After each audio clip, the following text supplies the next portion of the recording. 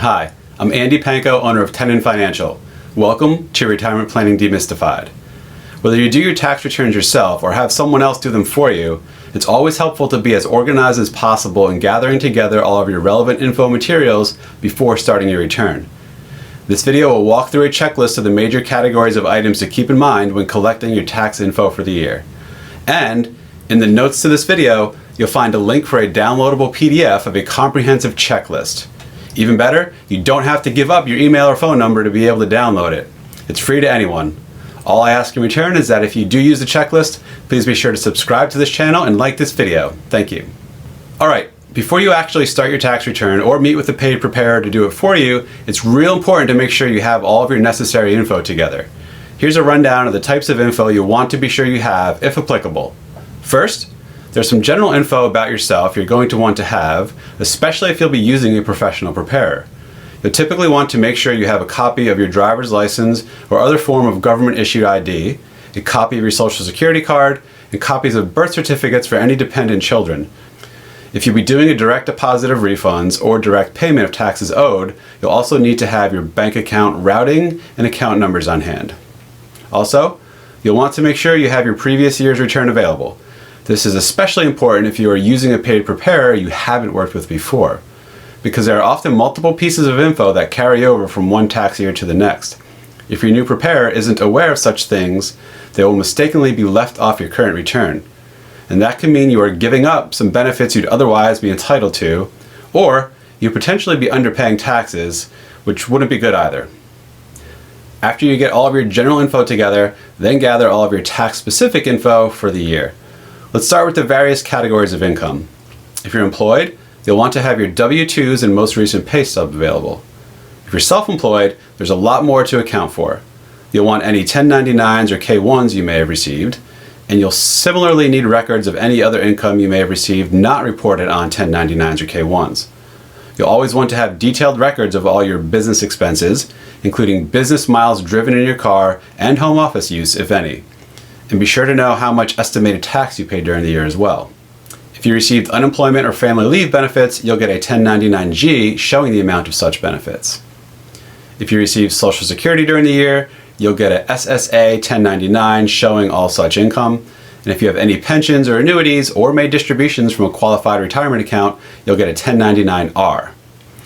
If you have savings or investment accounts, there's a whole host of documents you may need to gather. For example, there are various forms of 1099 that may apply to you.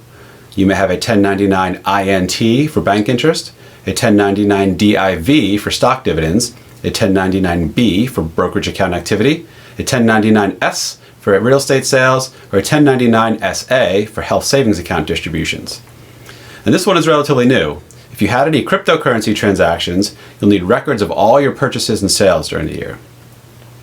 If you own any rental properties, you'll need detailed records of all income and expenses. And if you bought or sold any investment properties during the year, be sure to have your closing statement available. The final category of income is other income, or losses for that matter.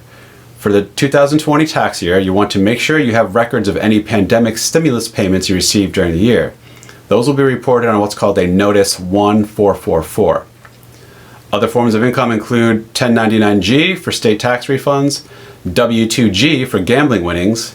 Yes, gambling winnings are taxable income that need to be reported. K-1s if you received any income from a trust, 1099-MISC for royalty or other income, and 1099-C if you had any debts canceled. Also keep records of jury duty expenses and alimony paid or received, particularly if the alimony is from a divorce decree executed before 2019, as any such alimony is taxable to the recipient and deductible to the payer. Alimony from divorce decrees executed after 2018 are neither taxable to the recipient nor deductible to the payer. Alright, that covers the various sources of income. Now let's touch on the main areas of deductions you might have. If you own a home, you'll get a 1099 if you paid interest on a mortgage. Also keep records of property taxes paid, as they're potentially deductible. And keep records of any energy-saving home improvements you made, like the installation of solar panels, solar water heaters, or geothermal systems. If you gave to charity, keep receipts of all donations of cash or property donated. You can even potentially deduct miles driven for charitable purposes, so keep good records of any such trips made in your car. Also, keep records and receipts of all medical expenses paid during the year. You can also potentially deduct miles driven for medical purposes, like trips to the doctor. If you have health insurance through the government healthcare exchange, you'll get a 1099-A for your tax return. If you paid for childcare, make sure you have records of how much you paid and to whom. You'll also need the EIN or Social Security number of the caregiver. If you, your children, or other dependents had higher education expenses during the year, you'll receive a 1098-T showing tuition paid and or a 1098-E for any student loan interest paid. You'll also need good records of any qualified educational expenses paid and scholarships or fellowships received. If you're a teacher in K through 12, keep records of any unreimbursed classroom expenses you had during the year. And keep records of any state and local income taxes paid.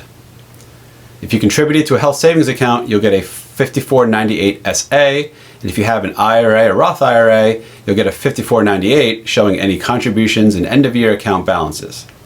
Finally, if there's some kind of natural disaster or force majeure event that caused you property damage and the event was declared a federal disaster, keep records of your property damage, repairs and replacement costs, and any insurance payouts received. Well, that's it. I hope you found this video helpful. And don't forget to download the full checklist from the link in the notes to this video.